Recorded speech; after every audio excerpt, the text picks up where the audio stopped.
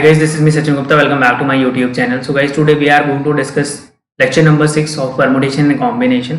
इसके पहले वाले लेक्चर में हमने क्या डिस्कस किया था?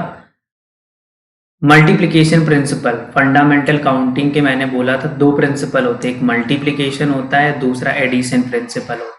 ठीक है, तो मल्टीप्लिकेशन प्रिंसिपल हम एडिशन प्रिंसिपल पढ़ते हैं. ठीक है, इसमें सिंपल सी बात है कि इसने बोला है कि एक जॉब ए है, उसको करने के m तरीके हैं, एक जॉब बी है जिसको करने के n तरीके हैं. अब एक जॉब सी है जो कब कंप्लीट होगा, या तो ए कर लो या तो बी कर लो. ठीक है, तो सी करने के कितने तरीके हो जाएंगे? ऑब्वियस सी बात है, ये दोनों जॉब करने के तरीके जो है वो ऐड हो जाएंगे और यही होगा total number of ways of doing job सी.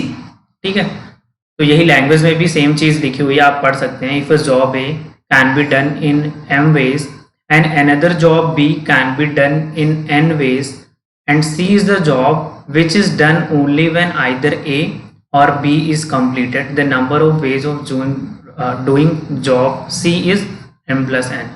अच्छा, एडिशन प्रिंसिपल और मल्टीप्लिकेशन प्रिंसिपल कब लगेगा, इसी में बच्चों को कंफ्यूजन होती है. ठीक है, तो इसमें छोटा सा डिफरेंस मैं अगर बता दूं तो देखो, एक जॉब आपके पास था. ठीक है, मान लीजिए ए से बी तक जाना है, तो अब ए से बी तक जाना है, इसकी देखिए एक तरीका तो ये हो गया, ए से बी तक अगर आप उड़ के जा रहे हैं, ठीक है, मतलब फ्लाइट से अगर आप जा रहे हैं तो ए से बी के जाने के तरीके ये एक काउंट होगा, फिर ये भी एक काउंट होगा कि आप बाई बस जा रहे हैं, फिर एक और ये वाला देखिए काउंट होगा बाई ट्रेन जा रहे हैं. ठीक है, तो ऐसे बहुत सारे केसेस बना सकते हैं हम. अब हर केस में देखिए क्या हो रहा है, हर केस में पूरा जॉब कंप्लीट हो जा रहा है हमारा, मतलब ए से बी तक हम पहुंच जा रहे हैं. तो जब आपका जॉब कंप्लीट हो जाए, मतलब या तो आप इस तरीके से जाइए, या तो आप इस तरीके जाइए, या तो आप इस तरीके से जाइए, मतलब ऑप्शन हो आपके पास, बीच में और आ रहा हो स्टेटमेंट में, तब आपको क्या यूज करना है? एडिशन प्रिंसिपल की. ए से बी तक जाने के टोटल कितने तरीके हो जाएंगे? 1 + 1 + 1 दैट इज इक्वल टू 3. लेकिन अब सेम क्वेश्चन में मल्टीप्लिकेशन प्रिंसिपल कब लगेगा? जब इसी टास्क को हम क्या करेंगे, सब टास्क में डिवाइड कर लेंगे. मान लीजिए ए से बी तक जाना था, तो हमने क्या किया, बीच में कोई एक जगह सी देख ली. अब ए से सी तक जाने के कितने तरीके हैं? मान लेते हैं कि m तरीके हैं. सी से बी तक जाने के n तरीके हैं. तो अब क्या हो रहा है, ए से बी अगर आपको पहुंचना है तो आपके पास ऑप्शन नहीं है कि आप या तो m वाला जाइए या तो n वाला जाइए, मतलब या तो ये तरीका चाहिए या तो ये तरीका चाहिए. अब आपको मैंडेटरीली ए से सी जाना पड़ेगा और सी से बी भी जाना पड़ेगा. तो इसमें देखिए टास्क के बीच में एंड लग रहा है, मतलब ए से सी एंड सी से बी. तो जब एंड लग रहा है स्टेटमेंट में, इसका मतलब मल्टीप्लिकेशन प्रिंसिपल लग जाएगा m × n वेज से आप ए से बी तक पहुंच सकते हैं. ठीक है, आई थिंक आपको समझ में आ गया. अभी क्वेश्चन के माध्यम से आपको समझ में अच्छे से आ जाएगा कि कब आपको एडिशन प्रिंसिपल अप्लाई करना है और कब मल्टीप्लिकेशन. चलिए क्वेश्चन कर लेते हैं. क्वेश्चन है पहला, out of 10 different science subject and 7 different art subjects, total 6 subjects are to be selected such that science subject are in majority. Find the number of ways of selection. देखिए हमारे पास क्या थे, 10 subject थे science के. ठीक है, और 10 different subject है साइंस के. ठीक है, आइडेंटिकल नहीं है, डिफरेंट सब्जेक्ट है साइंस के, और 7 डिफरेंट सब्जेक्ट्स हैं आर्ट्स के. ठीक है, टोटल कितने सेलेक्ट करने हैं आपको? 6 सेलेक्ट करने हैं, और ऐसे सेलेक्ट करना है कि साइंस वाले सब्जेक्ट्स मेजॉरिटी में रहें. मतलब मेजॉरिटी में रहना है तो जाहिर सी बात है टोटल 6 में सेलेक्ट करना है. तो हम तो ऐसा नहीं कर सकते कि 3 साइंस के कर ली और 3 आर्ट्स के कर ली. अदरवाइज क्या होगा कि साइंस के बुक्स और आर्ट्स वाले बुक्स दोनों इक्वल नंबर में आ जाएंगे. और अकॉर्डिंग टू क्वेश्चन हमें क्या कहा गया है कि साइंस के जो बुक है वो मेजॉरिटी में होने चाहिए.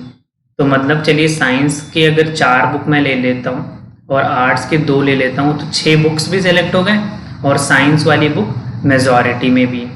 ठीक है, या साइंस के आप 5 बुक सेलेक्ट कर लीजिए, आर्ट्स के 1 बुक सेलेक्ट कर लीजिए, तो टोटल क्या हो गए, 6 बुक्स हो गए और साइंस वाली बुक मेजॉरिटी में. या फिर 6 इसी के सेलेक्ट कर लीजिए और आर्ट्स के एक भी बुक ना सेलेक्ट करिए। तो यही तो 3 केसेस बनेंगे, यही तो 3 केसेस बनेंगे जिसमें साइंस के बुक्स क्या होंगे, मेजॉरिटी में होंगे। तो देखिए अब यहाँ पे बहुत अच्छे से समझिएगा कि कब मैं एडिशन प्रिंसिपल अप्लाई कर रहा हूँ, कब मैं मल्टीप्लिकेशन प्रिंसिपल अप्लाई कर रहा हूँ। देखिए अगर मैं इन 2 केसेस को भूल जाऊं थोड़ी देर के लिए, ठीक है, और पहली केस पे बिल्कुल ध्यान दूं कि 6 बुक्स हमें सेलेक्ट करनी थी, तो हमने 4 साइंस की सेलेक्ट कर ली, 2 आर्ट्स की सेलेक्ट कर ली। अगर ऐसा करते हैं तो टास्क हमारा क्या हो गया है, कंप्लीट हो गया है, टास्क कंप्लीट हो गया है, हमें 6 बुक सेलेक्ट कर लिए। तो इसका मतलब आइदर ये करें और ये कर सकते हैं हम कि 5 बुक साइंस की ले ली और 1 आर्ट्स की ले ली, और 10 बुक साइंस की ले ली और 1 भी बुक आर्ट्स की ले ली। तो इन सब में क्या लग रहा है, और लग रहा है, ठीक है। तो इसका मतलब ये 3 केसेस जो है वो ऐड होंगे।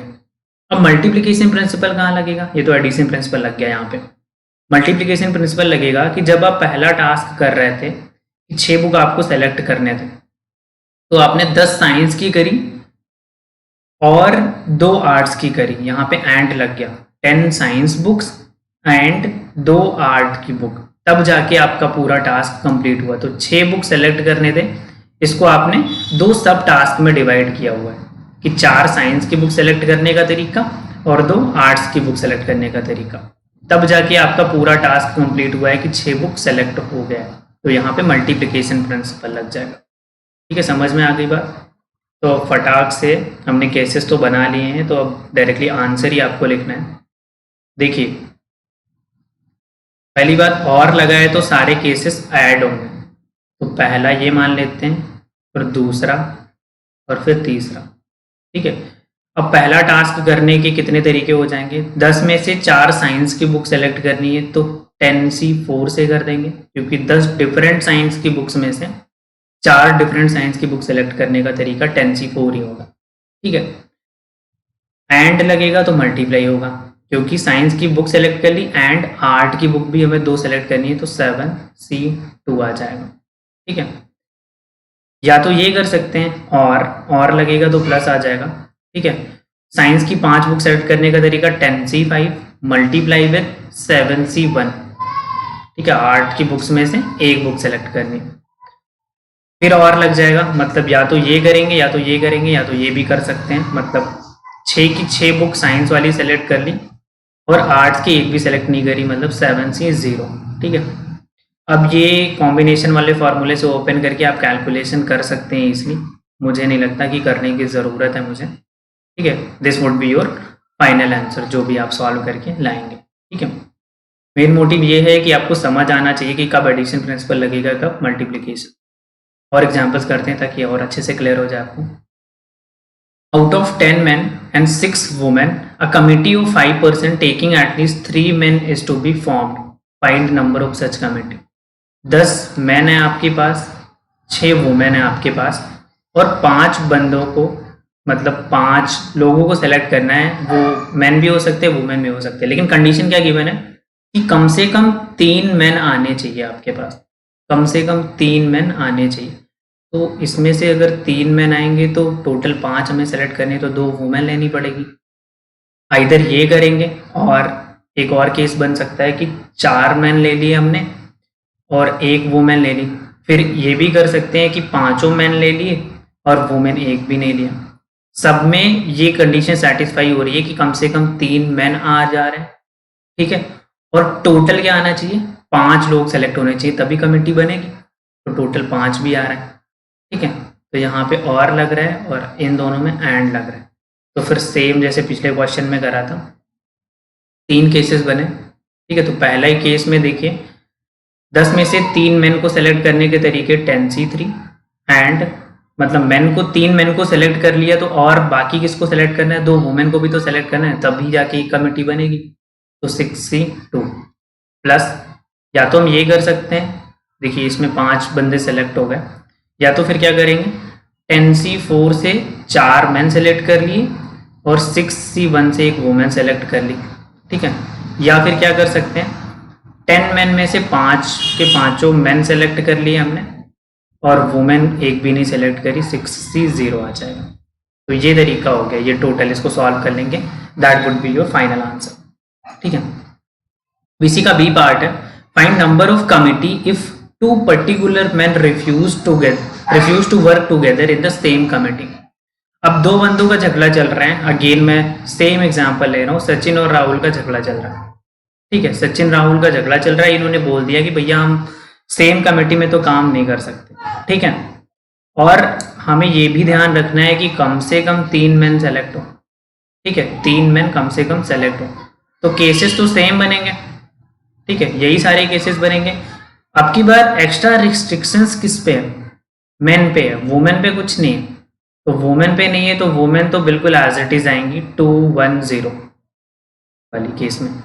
ठीक है, तो पहले केस में वुमेन कितनी है? 6 में से 2 वुमेन सेलेक्ट कर ली हमने। अब मैन हमें 10 में से 3 सेलेक्ट करने हैं, 10 में से 3 मैन हमें सेलेक्ट करने हैं, लेकिन हमको पता है कि सचिन और राहुल ने कहा है कि हम साथ में काम नहीं करेंगे, तो हम कॉम्प्लीमेंट्री प्रिंसिपल यहाँ पे लगाएंगे। टोटल कितने तरीके होते हैं? 10 में से 3 बंदों को सेलेक्ट करने के 10C3, उसमें से वो केसेस हटा देंगे जहां पे सचिन और राहुल साथ में काम कर रहे हैं। ठीक है, तो अगर सचिन राहुल साथ में काम करेंगे, ठीक है, सचिन राहुल मान लीजिए कि साथ में काम कर रहे हैं और 10 में से 3 बंदे सेलेक्ट करने थे, तो सचिन और राहुल तो ऑलरेडी सेलेक्टेड है, अब सिर्फ एक बंदा सेलेक्ट करना है, वो भी किस में से सेलेक्ट करना है? बचे हुए 8 बंदों में से, 8C1। ठीक है, ये टोटल क्या हुआ? ये टोटल वो केसेस हो गए जिसमें सचिन और राहुल, मतलब 2 पर्टिकुलर मैन जिन्होंने रिफ्यूज किया था कि हम साथ में काम नहीं करेंगे, तो उनको एग्री करा दिया हमने कि भैया हाँ ठीक है, आप लोग साथ में काम इस केसेस में नहीं कर रहे हैं, और 10 में से 3 बंदे सेलेक्ट भी हो गए। ठीक है, मतलब इसको एक्सक्लूड कर दिया वो वाले केसेस जहाँ पे साथ में काम कर रहे थे, और ये वुमेन वाला केस हो गया। सिमिलरली आगे क्या हो जाएगा? सिमिलरली यहाँ पे आगे क्या हो जाएगा? दूसरा वाला केस उठा लेते हैं, तो वुमेन पे अगेन कोई रेस्ट्रिक्शन नहीं है, तो 6 में से 1 वुमेन तो सेलेक्ट हो गई है। अब 4 बंदे सेलेक्ट करने हैं, 10C4 तरीके से टोटल हो जाएगा, इसमें से वो वाले केसेस हटा देंगे जहां पे सचिन और राहुल साथ में काम कर रहे थे। तो 4 बंदे सेलेक्ट करने हैं जिसमें से 2 ऑलरेडी सिलेक्टेड है, तो मतलब 10 में से 2 बंदे ऑलरेडी सिलेक्टेड है, तो 8C2 आ जाएगा। ठीक है, ये 8C2 क्या है? ये वो केसेस हैं जहां पे सचिन और राहुल साथ में काम कर रहे हैं। ठीक है, वो वाले केसेस हमें नहीं चाहिए। प्लस तीसरा वाला पार्ट क्या आ जाएगा? वुमेन पे कोई रेस्ट्रिक्शन नहीं, अगेन 6C0 मल्टीप्लाई हो जाएगा किससे? 10 में से 5 बंदे सेलेक्ट करने हैं 10C5 से, माइनस वो वाले केसेस हटा देंगे जिसमें सचिन और राहुल साथ में काम कर रहे हैं। तो सचिन राहुल अगर साथ में काम कर रहे हैं तो वो दोनों तो ऑलरेडी सिलेक्टेड है, तो बचे 3 बंदे सेलेक्ट करने, कितने में से? 8 में से, तो 8C3 आ जाएगा। This would be your final answer. I think आपको क्वेश्चन अच्छे से समझ आ गया। नाउ द नेक्स्ट क्वेश्चन है, there are 6 batsman, 5 bowlers and 3 wicket keepers. ठीक है, find the number of ways of selecting a team of 11 players taking at least 5 batsman and at least 4 bowlers. ठीक है, तो हमारे पास यहाँ पे देखिए 6 बैट्समैन थे, 5 बॉलर्स थे, बॉल बना लेते हैं। ठीक है, और 3 विकेट कीपर्स थे।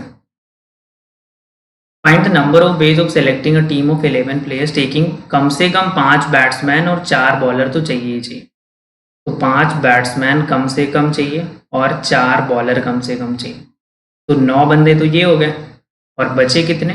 2 और बचे, क्योंकि 11 की टीम बनानी है, तो एक केस तो यही हो गया। अगला और क्या कर सकते हैं? इसके अलावा कम से कम 5 बैट्समैन चाहिए, तो चलिए हम एक और बैट्समैन बढ़ा लेते हैं कि 6 बैट्समैन हमने कर दिए। ठीक है, और बॉलर को उतना ही रहने दिया, 4, तो 6 4 10, एक और बचा, उसको विकेट कीपर वाले खाते में डाल दिया। ठीक है, अच्छा अब बैट्समैन में तो और ज़्यादा बढ़ा नहीं सकते हम। ठीक है, तो हम क्या कर रहे हैं, यहाँ पे 6 बैट्समैन ले लिए और 5 बॉलर ले लिया, तो 6 5 11 तो यही होगी, तो विकेट कीपर की ज़रूरत ही नहीं है, 0 हो जाएगा। ठीक है, एक और केसेस और बनेगा कि 5 ही बैट्समैन लिए और हमने बॉलर 5 ले लिए, ठीक है, तो 5 5 10 और विकेट कीपर कितने आ जाएंगे, 1 आ जाएंगे, 11। इसके अलावा और कोई केस बन रहा है, ध्यान से देखिए, नहीं बन रहा है।